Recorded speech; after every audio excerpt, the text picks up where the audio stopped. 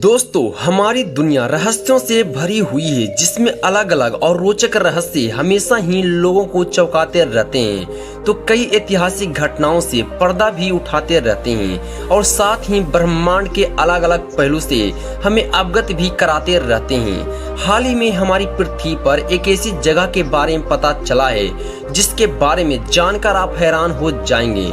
दोस्तों, यह जगह थाईलैंड के खोंगलोंग के पास पाई गई है। यहाँ एक ऐसी चट्टान मिली है जिसकी आकृति हूबहू एक सांप से पूरी तरह मिलती जुलती है, जो पिछले कई सालों से चर्चा का विषय बना हुआ है। इस चट्टान को देखकर ऐसा लगता है कि एक असली सांप एक चट्टान में बदल गया हो।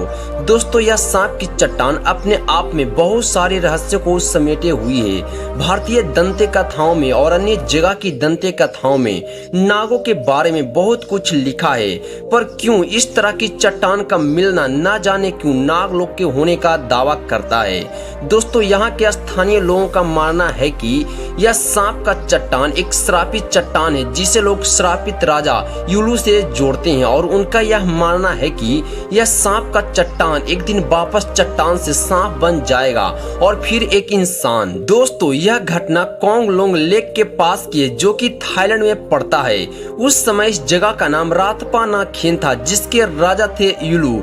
राजा युलू की पत्नी का नाम गम्बेलिया और पुत्री का नाम क्यूकमा था। क्यूकमा की शादी संपन्नता नाम के एक सुंदर युवक से हुई थी। संपन्नता के शादी के बाद उनका एक पुत्र हुआ था जिनका नाम फांगू था। फांगू बहुत ही बुद्धिमान और सुंदर युवक था। एक बार फांगू की मुलाकात एक बहुत सुंदर युवती नाग कन्या से हुई, जिसे देखकर फांगू को उससे प्यार हो गया। समय के साथ साथ दोनों को मिलना जुलना होता रहा और फांगू ने नाग कन्या के सामने शादी का प्रस्ताव रखा और अपने साथ महल में रहने का पूछा।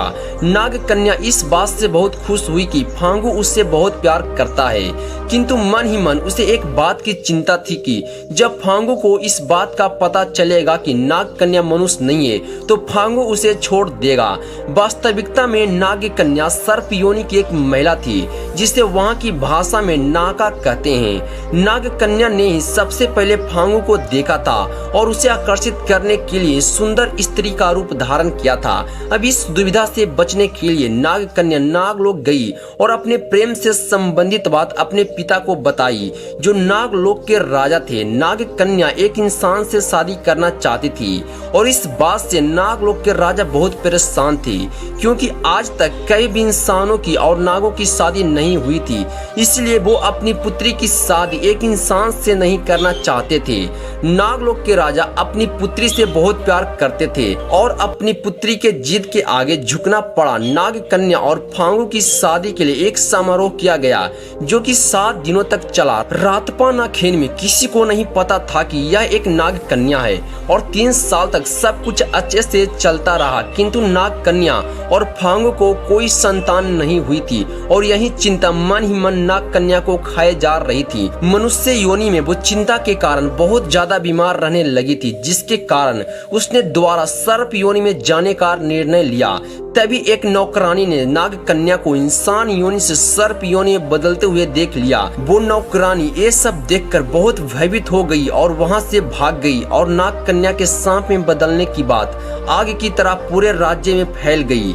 राज्य में लोगों को इस बात का पता चलने पर बहुत दुख हुआ। नाग कन्या ने सर्प योनि से पुनः मनुष्य योनि में आने की बहुत कोशिश की, किंतु बीमारी अवस्था के कारण वो ऐसा नहीं कर पाई। धीरे धीरे नाग कन्या लोगों के मन से निकलती गई। राजा युलू ने नागलोक के राजा के लिए एक पत्र लिखा और कहा कि वे यहाँ आकर अपनी पुत्री को ले जाएं। फांगू ये सब देखकर बहुत उदास था, क्योंकि वे नाग कन्या की कोई मदद नहीं कर पा रहे थे।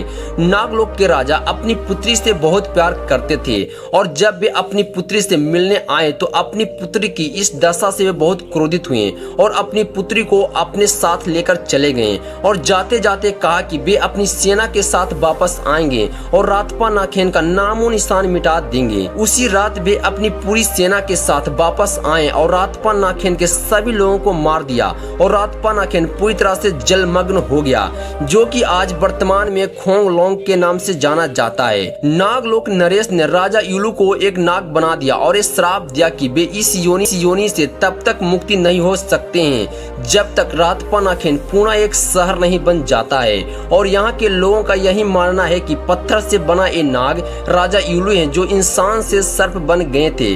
दोस्तों, यह कहानी थी राजा यूलू की। इसके पीछे क्या सच्चाई है यह हम में से कोई नहीं जानता है। आपको क्या लगता है यह पत्थर राजा यूलू हैं? अपनी राय कमेंट में जरूर बताएं। वैसे आपको नागलोक और राजा यूलू के बारे में जानकर कैसा लगा? अगर अच्छा लगा हो तो चैनल को लाइक एंड सब्सक्राइब जरूर करें।